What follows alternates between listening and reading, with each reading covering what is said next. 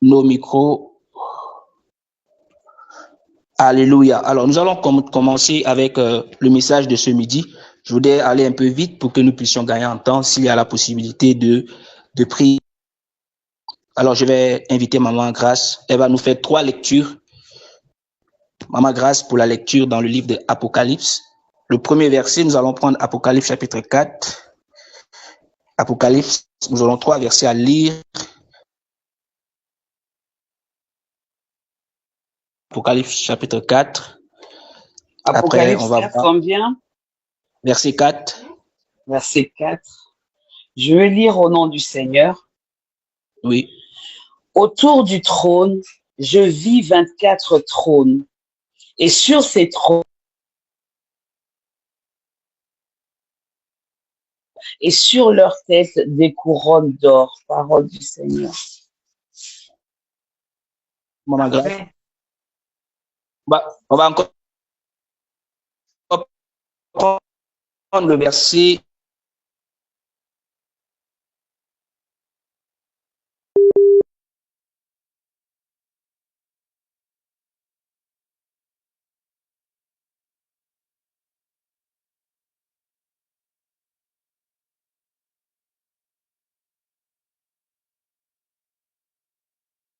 « 8 à 14. Nous sommes toujours dans l'Apocalypse.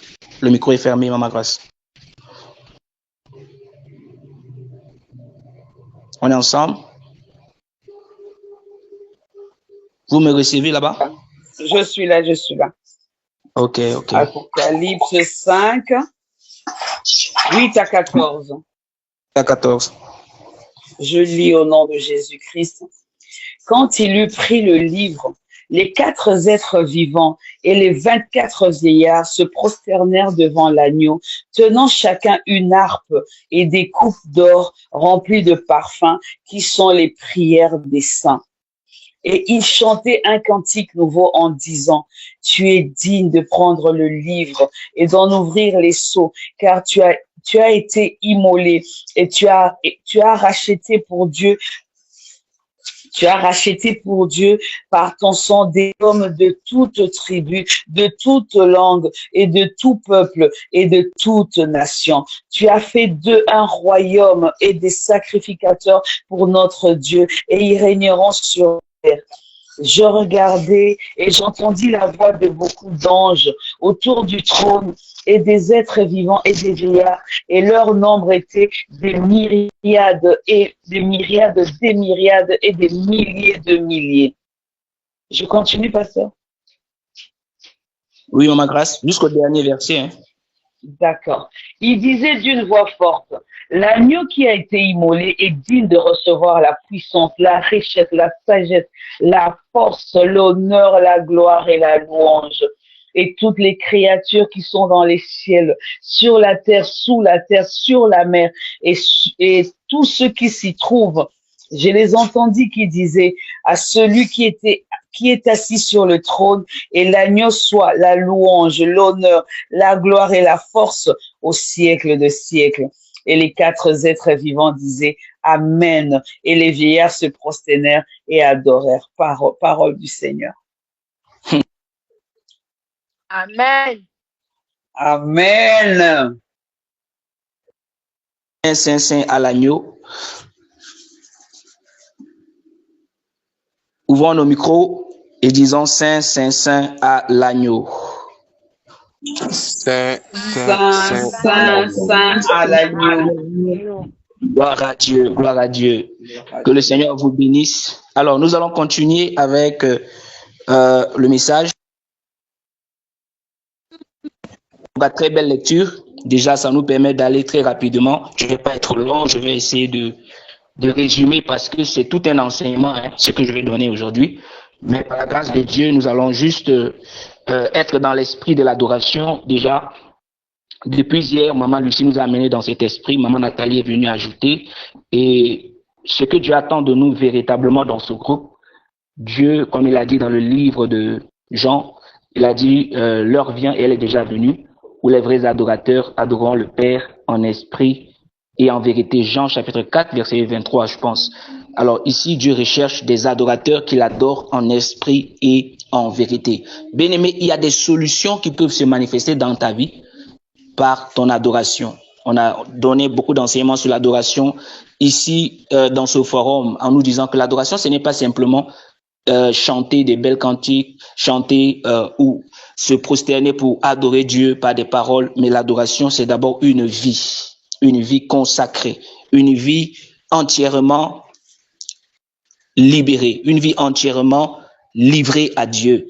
Vous allez voir qu'il y a 24 vieillards et 4 êtres vivants. Moi, je me suis posé la question pour la première fois, mais les gars, ils font comment? 24 vieillards, ils adorent le Père jour et nuit. Jour et nuit. Bien-aimé, quand la Bible nous parle dans ce sens, pour nous faire comprendre qu'on a aussi 24 heures dans la journée. On a aussi 24 heures dans la journée. Ça veut dire qu'en 24 heures dans la journée, tu dois adorer le Seigneur. Ici, je ne t'invite pas à l'adorer simplement lorsque tu vas à l'église ou lorsque tu te retrouves dans ta chambre quelque part et tu te prosternes. Non. Ta vie doit adorer Dieu 24 heures sur 24. Est-ce que quelqu'un me comprend? Ta vie doit adorer Dieu 24 heures sur 24. Tes expressions, ton caractère, tout ce que tu fais doit adorer le Seigneur 24 heures sur 24. Nous sommes des sacrificateurs à vie. Nous sommes appelés ici à adorer le Seigneur par nos vies d'abord. Donc nous sommes, bien-aimés, il y a une puissance qui se manifeste, il y a un mystère qui se cache dans l'adoration. Voilà pourquoi le diable ne veut pas que nous soyons des vrais adorateurs. Bien-aimé, quand tu es un vrai adorateur, les portes s'ouvrent devant toi. Dieu recherche des vrais adorateurs. Dieu aime ceux qui l'adorent en esprit et en vérité. Lorsque tu es dans un esprit d'adoration, tu vas voir qu'il y a des choses que tu n'as pas besoin de demander à Dieu.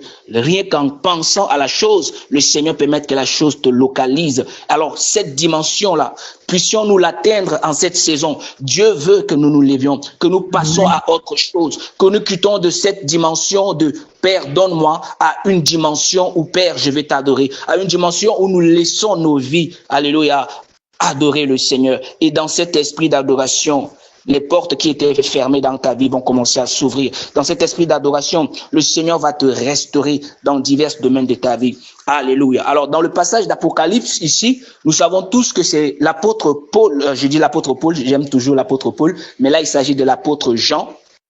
L'apôtre Jean qui fut ravi en esprit dans le ciel. L'apôtre Jean ici, je vais d'abord nous rappeler que l'apôtre Jean faisait partie des 3 apôtres qui étaient aimés de Jésus. Ce n'est pas pour dire que Jésus n'aimait pas le reste des disciples, mais il y avait 3 personnes qui marchaient toujours avec Jésus.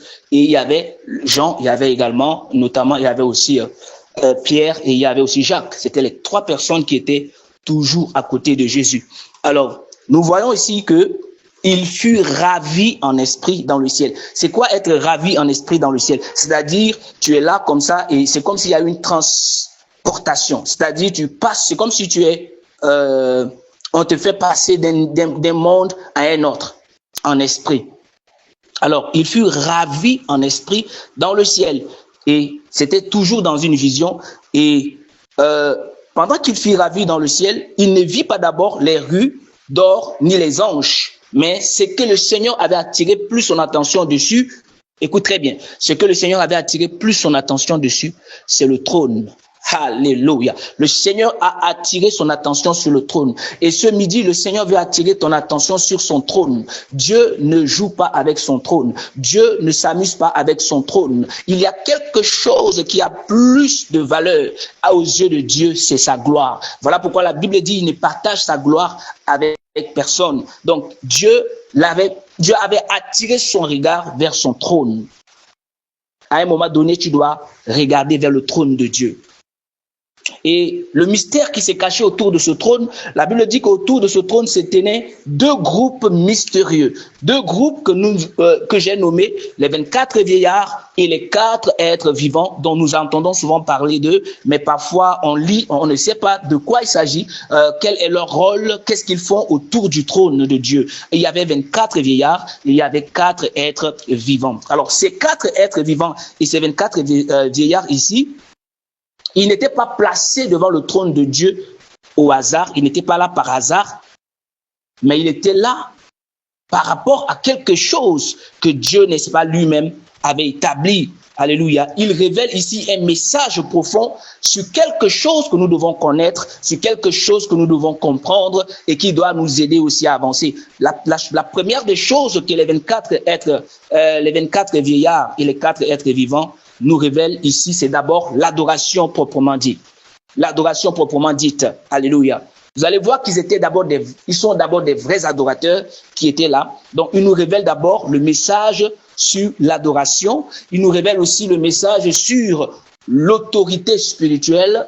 Ils nous révèlent aussi le message sur la sainteté. Parce que tous les versets que nous avons lus, si tu faisais attention, tu vas voir ces différents points qui étaient sortis. Il révèle aussi l'autorité spirituelle, il révèle la sainteté, il révèle aussi le gouvernement céleste et en dernier lieu, il révèle aussi la communion avec Dieu. Tu ne peux pas être un vrai adorateur si tu n'as pas une bonne communion avec Dieu. Est-ce qu'on se comprend? Tu ne peux pas être un bon adorateur si tu n'as pas une bonne communion avec Dieu. Tu ne peux pas non plus être un bon adorateur si tu ne vis pas dans la sainteté. Autrement, ton adoration serait comme une abomination devant Dieu. Alléluia. Alors, il révèle aussi l'autorité spirituelle. Ça veut dire quoi? Lorsque tu es constamment connecté à Dieu et que tu as une vie d'adoration, écoute, c'est le Seigneur qui transporte son gouvernement céleste dans ta vie. Tu es entouré des anges. Tu es entouré des anges. Et non seulement tu es entouré des anges, mais le Seigneur manifeste son autorité dans ta vie. Le Seigneur manifeste son pouvoir dans ta vie. Le Seigneur te donne la capacité et le pouvoir de dominer. Pourquoi? Parce qu'en ce moment-là, tu fais son plaisir et comme tu fais le plaisir de l'Éternel, le Seigneur est à tes côtés. La Bible déclare que l'ange de l'Éternel campe autour de ceux qui le craignent et les arrache au danger. Pourquoi l'ange de l'Éternel campe autour de ceux qui le craignent et les arrache au danger? Parce que lorsque tu crains Dieu, tu touches à son cœur. Alléluia. Lorsque tu crains Dieu, l'adoration ici, sans la crainte de Dieu n'est pas l'adoration. La véritable adoration, l'adoration consiste d'abord à manifester la crainte de Dieu. Lorsque tu as la crainte de Dieu, tu mènes une vie qui honore le Seigneur et ta vie adore Dieu. Et quand on parle de crainte, on parle de respect. Lorsque tu respectes quelqu'un, tu l'adores. Alléluia. C'est ce qui fait que Dieu manifeste son autorité dans la vie de ceux qui l'adorent mieux. Dieu manifeste son autorité. Vous savez, celui qui adore beaucoup Dieu fait peur au diable plus que celui qui envoie le feu. Celui qui adore véritablement Dieu fait trembler le monde des ténèbres plus que celui qui dit « je t'envoie le feu, je te lis » et tout ça. Bien-aimé, rien que par ta vie de sainteté, tu imposes le respect dans le monde des ténèbres. Rien que par ta vie de sainteté. Vous allez voir que Jésus qui était devant le fou de Gadara, ce n'est pas le message que je vais prêcher. Lorsque Jésus était devant le fou de Gadara, ici, quelque chose s'est passé. Ce fou de Gadara, la Bible nous fait comprendre que il s'est blessé, il était défiguré, il était donc comme un démon et tout. Quand on l'enchaînait, il était capable de dompter ceux qui l'enchaînaient. Il coupait, il cassait les chaînes et tout ça. Mais quand Jésus-Christ s'est placé devant le fou de Gadara, il a ressenti une présence céleste. My God. Il a ressenti une présence qui est au-dessus de toutes les présences. Alors, quand Jésus s'est placé là, il n'avait même pas ouvert la bouche que le type commençait déjà à se livrer.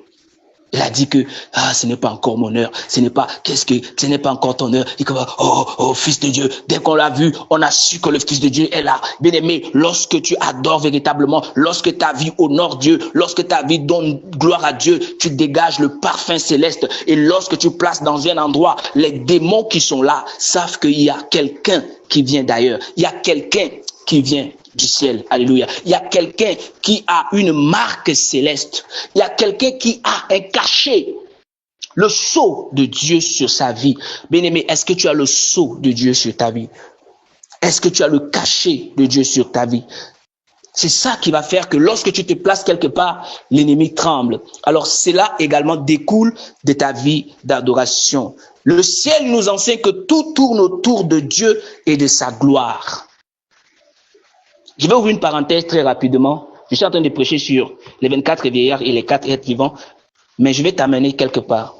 Lorsque Anne était mortifiée par Pénina, vous allez voir que Anne se retrouve dans le temple. Elle commençait à prier le Seigneur. Elle dit à Dieu, donne-moi un fils parce que Anne me mortifie. Donne-moi un fils parce que ceci, cela. Donne-moi un fils pour que je montre que moi aussi je peux avoir un enfant. Mais Dieu ne lui avait pas accordé cet enfant. Jusqu'à ce qu'elle change sa prière.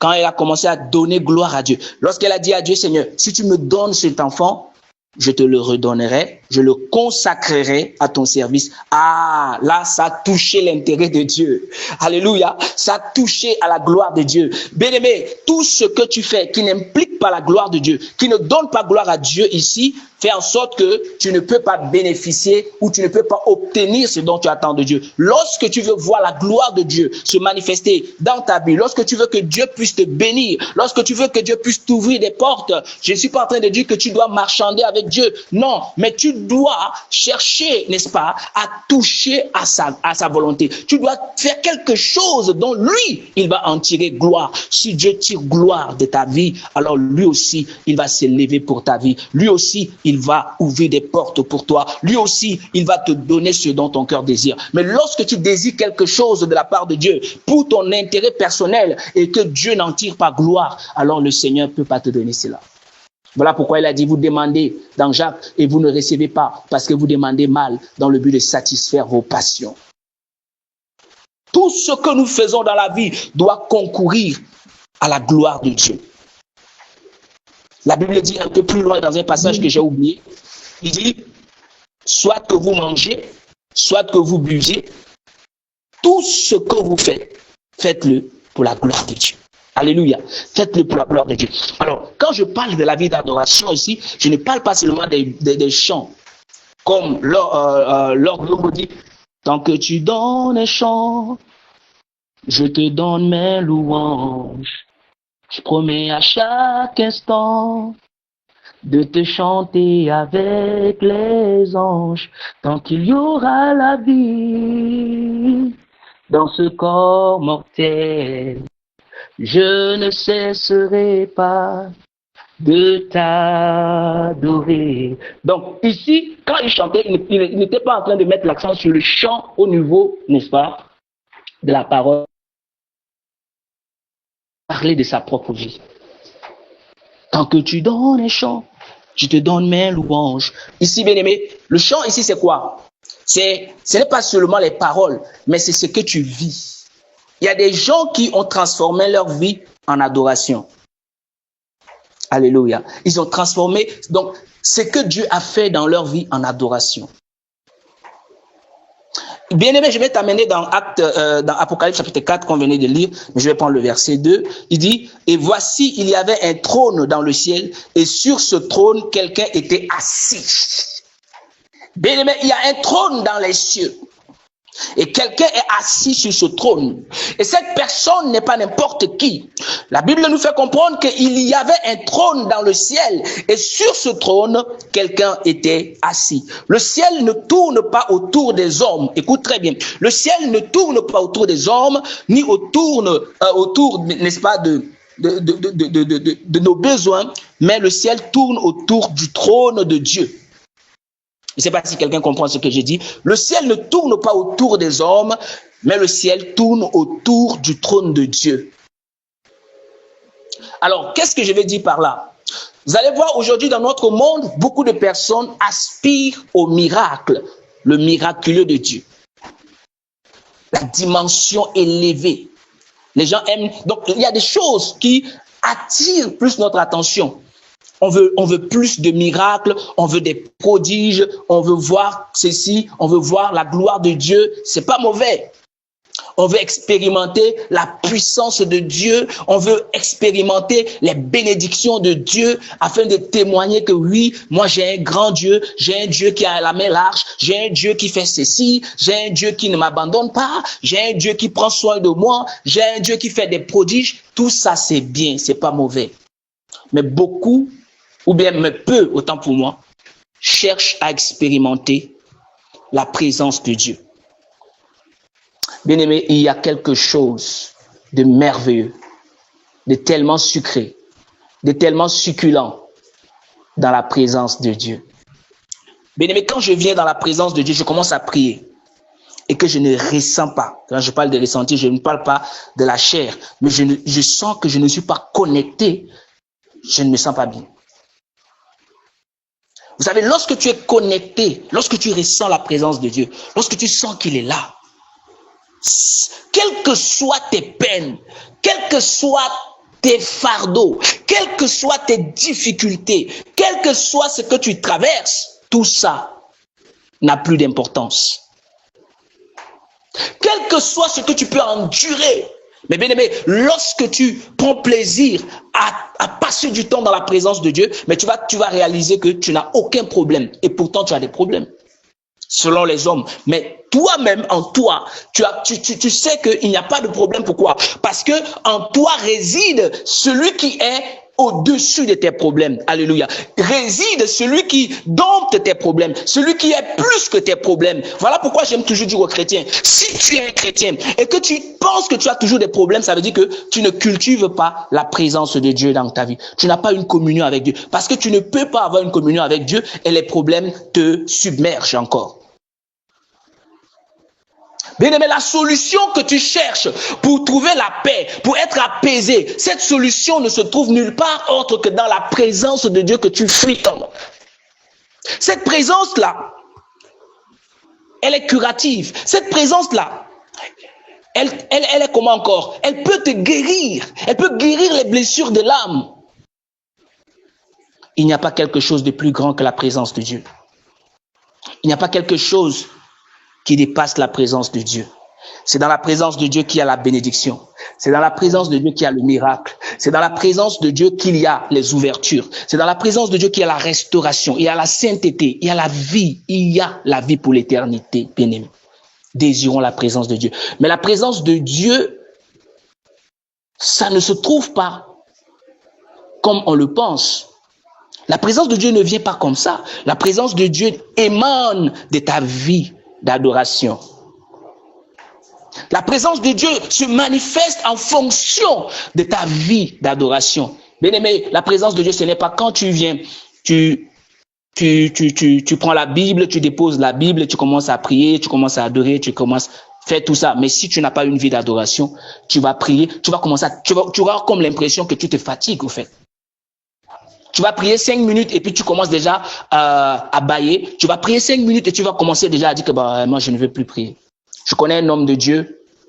On appelait cet homme Alain Moloto, paix à son âme. Bon, je ne peux pas dire paix à son âme parce qu'il est déjà dans le repos. Tous ceux qui sont en Christ, là, paix à son âme, là, on dit seulement parce qu'il faut dire, mais quand tu es véritablement en Dieu, tu es dans le repos de Dieu. Cet homme-là, il passait des heures dans la présence parce que d'abord, lui-même, c'est un adorateur. C'était un adorateur.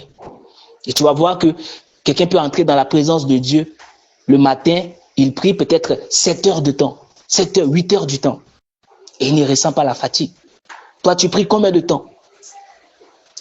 Et même quand tu commences la prière, dès que le remerciement, peut-être quand tu remercies Dieu peut-être deux, trois mots.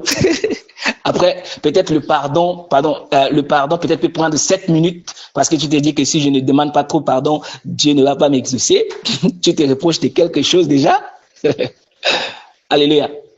Après, maintenant, le pardon, tu attaques directement tes besoins. Oh Seigneur, regarde ma vie, tout le monde s'est marié, regarde ma vie, tout le monde a voyagé, regarde ma vie, tout le monde a ceci, et moi je suis toujours au même niveau et tout. Mais avant que tu lui demandes tout ça, est-ce que ta vie l'adore? Est-ce que ta vie l'adore? Est-ce que tu aimes sa présence? Nous ne soyons pas des gens qui aiment l'argent de Dieu, mais nous n'aimons pas sa présence. Il y a des gens comme ça, non? Ils ne t'aiment pas, mais ils aiment ton argent. Aimons la présence de Dieu. Un jour, Jésus-Christ a dit, je sais que vous ne me suivez pas parce que vous aimez écouter ma parole. Vous me suivez parce que vous voulez manger. Et Jésus, j'aime Jésus, il n'est pas hypocrite. Je sais que vous me suivez à cause de la nourriture. Ce n'est même pas à cause des miracles, mais à cause de la nourriture. Et Jésus leur disait ça en face. Il n'avait pas honte. Alléluia. Alors ici, le Seigneur nous appelle, bien-aimés, à chercher sa présence. Matthieu 6, 33 nous dit, cherchez premièrement le royaume et la justice de Dieu et le reste vous sera donné. Chercher le royaume et la justice de Dieu, c'est quoi? Mener une véritable vie d'adoration. Parce que comme je le disais, une vie d'adoration, ce n'est pas seulement au niveau des chants, mais c'est ta façon de craindre Dieu, ta façon de te préserver, ta façon de marcher dans la sainteté, ta façon de faire ce qui honore le Seigneur. Et non seulement tu honores le Seigneur, mais tu es en train de te faire du bien. Tu es en train de te faire du bien. Et aussi à ta postérité. Alors, lorsque Dieu devient le centre de ta vie, tout le reste retrouve sa place. Est-ce que Dieu est le centre de ta vie? Alléluia. Est-ce que tu as placé Dieu comme le trône de ta vie? Est-ce que Dieu est sur le trône de ta vie? Est-ce que c'est Dieu qui règne dans ta vie? Ou bien c'est le diable qui règne dans ta vie? Qui est-ce qui règne dans ta vie? Là où il y a le règne de Dieu, il y a la gloire de Dieu. Si Dieu ne règne pas dans sa vie, comment est-ce que sa gloire va se manifester dans ta vie? Il faut que Dieu règne au préalable avant que sa gloire ne se manifeste. Dans Apocalypse chapitre 4, verset 4, la Bible dit, autour du trône, je vis 24 trônes, et sur ces trônes, 24 vieillards assis. Alors, je vais nous amener dans une révélation. Lorsqu'on parle des 24 vieillards ici, les 24 vieillards représentent quoi? Oh my God! Il y a un mystère qui est caché au nom de Jésus. Merci Saint-Esprit. Il y a un mystère qui est caché dans les 24 vieillards. Les 24 vieillards représentent la maturité spirituelle. Quand on parle déjà des vieillards, ça te renvoie à quelque chose. Qui est vieillard? C'est quelqu'un qui est mature. Les 24 vieillards ici représentent d'abord, premièrement, la maturité. Un véritable adorateur doit être quelqu'un qui est mature. Je ne parle pas mature en âge, mature spirituellement. La maturité spirituelle, le gouvernement céleste. Deuxième chose, quand on parle des 24 vieillards, on parle du gouvernement céleste. La Bible nous dit que nous sommes le royaume, un royaume des sacrificateurs. Un royaume des sacrificateurs. Ceux qui offrent le sacrifice. Et quand on parle des sacrifices, le plus grand sacrifice que Dieu attend de toi et moi, c'est de souffrir soi-même. Ta vie doit être un sacrifice. Alléluia. La preuve est que Jésus lui-même s'est offert en sacrifice. Les 24 vieillards représentent aussi les rachetés qui règnent avec Dieu. Est-ce que tu es racheté de Dieu?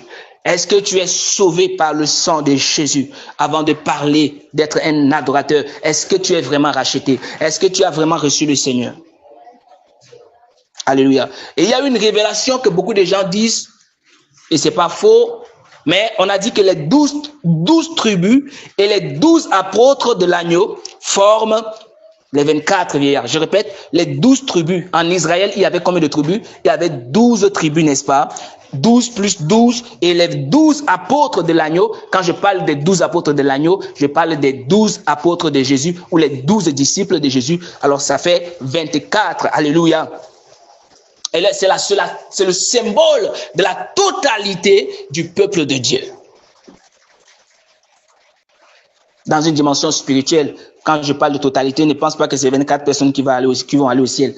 Ou ce n'est pas les 144 000 comme les frères de l'autre côté disent, ce sont les 144 000. Ce sont les chiffres, les prophétiques, qu'on peut décoder pour expliquer. Un jour, j'avais écrit un truc comme ça, j'avais partagé sur les réseaux, sur les 144 000. Alléluia. On parle des tribus, on parle des 12 apôtres. Et parlant des 12 apôtres, nous en faisons partie. Nous sommes les disciples de Christ. Parce que dans Matthieu 28, il a dit, allez faire de toutes les nations des disciples. Alors nous sommes ces disciples-là. Et les 24 vieillards ont leurs caractéristiques, bien aimés. Première caractéristique des 24 vieillards, premièrement, ils sont d'abord assis sur des trônes. Ils sont assis où? Sur des trônes. Et quand on parle de trône, on parle de symbole d'autorité.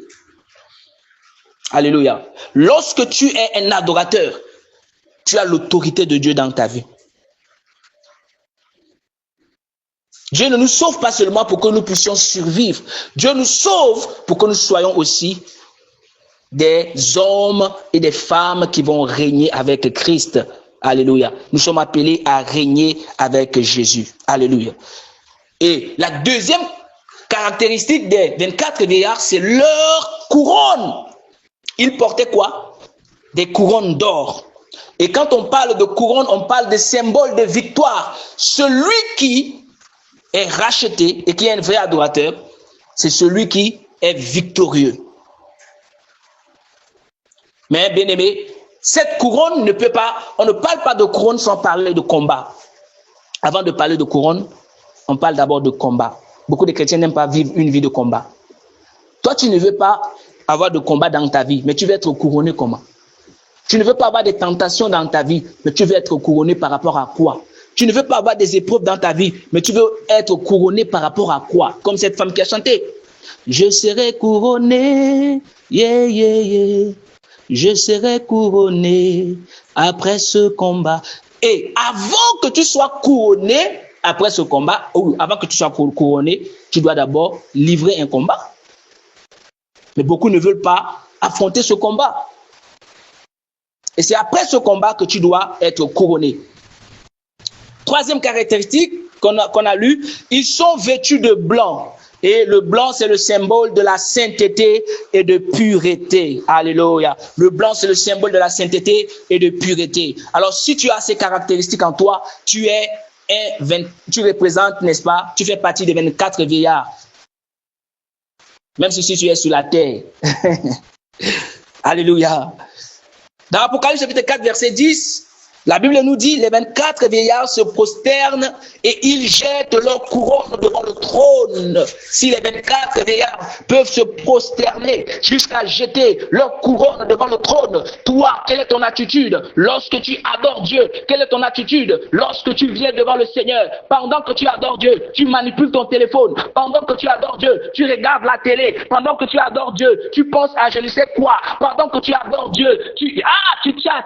Pendant que tu adores Dieu, tu es distrait. Bien-aimé, lorsqu'on adore Dieu, on jette sa couronne, on jette son... Alléluia. Tu dois jeter ta couronne. Ta couronne ici signifie quoi? Ton honneur. Tu dois jeter ton orgueil. Tu dois jeter... Tu ne donnes pas gloire à Dieu, tu vas laisser de côté ton importance. Même si tu es habillé en veste de 90 millions, tu dois enlever ça pour jeter, pour adorer le Seigneur. Tu ne dois pas avoir honte, bien-aimé. La Bible déclare, David était un roi.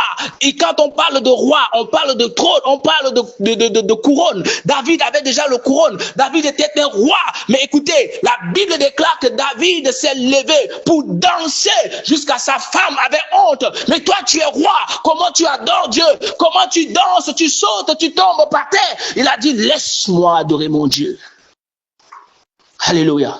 Lorsque tu adores le Seigneur, tu ne regardes pas ton salaire. Même si chaque fin du mois, tu gagnes 50 000 € par mois, ce n'est pas un problème. Beaucoup de chrétiens aiment se comporter dans la présence de Dieu. Tu te comportes comme c'est toi la star. J'ai écouté un artiste qui chante, c'est Jésus la star. C'est pas toi la star.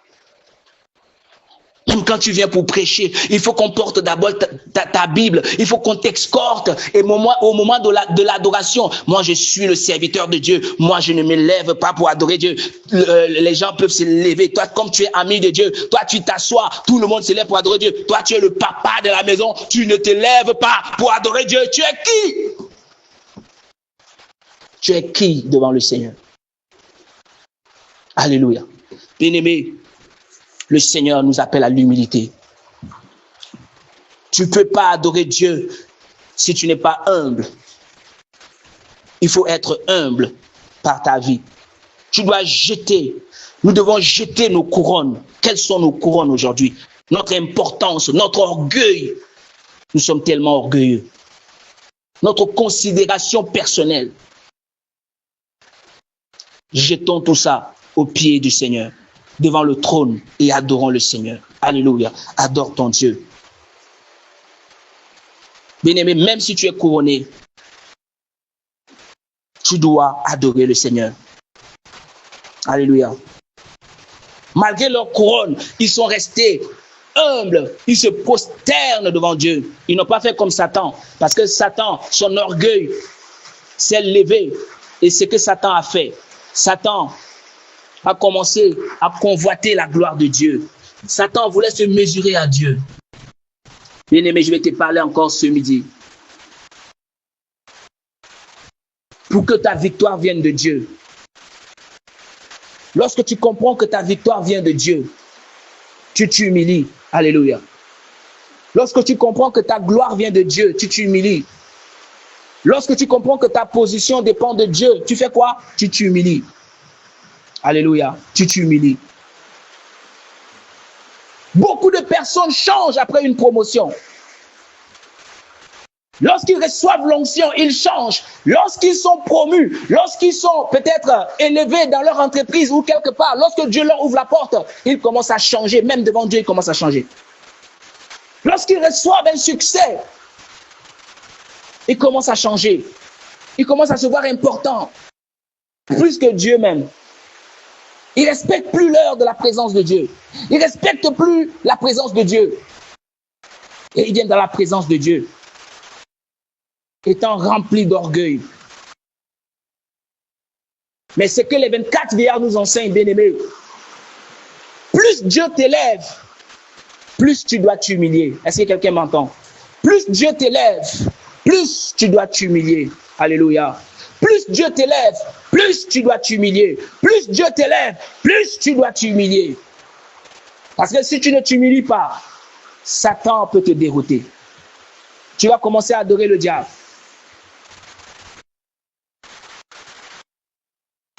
Maintenant, nous allons parler des 4 êtres vivants.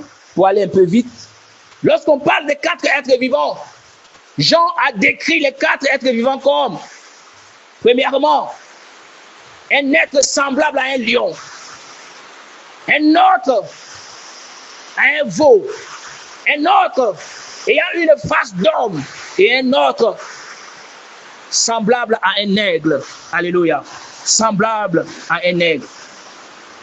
Et là, le mystère qui est caché derrière cela, on a dit, ils sont remplis de Dieu et possèdent 6 ailes.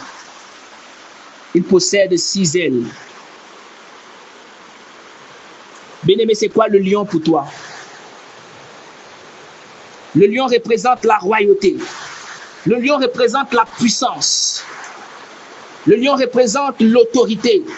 Et c'est pourquoi la Bible dit que Jésus-Christ est le lion de la tribu de Juda. Alléluia. Le veau, c'est le service. Bien-aimé, tu ne peux pas adorer Dieu si tu n'aimes pas le service. C'est le sacrifice. C'est l'endurance. Quand tu es un vrai serviteur de Dieu, tu dois accepter le sacrifice. Tu dois accepter le sacrifice. 3e caractéristique, on a parlé de l'homme. L'homme, c'est le symbole de l'intelligence, de la sagesse, de la communion. Et là, Dieu recherche des adorateurs conscients. Est-ce que nous sommes des adorateurs conscients? 4e caractéristique, l'aigle. L'aigle représente la vision spirituelle, l'élévation, la révélation. Alléluia.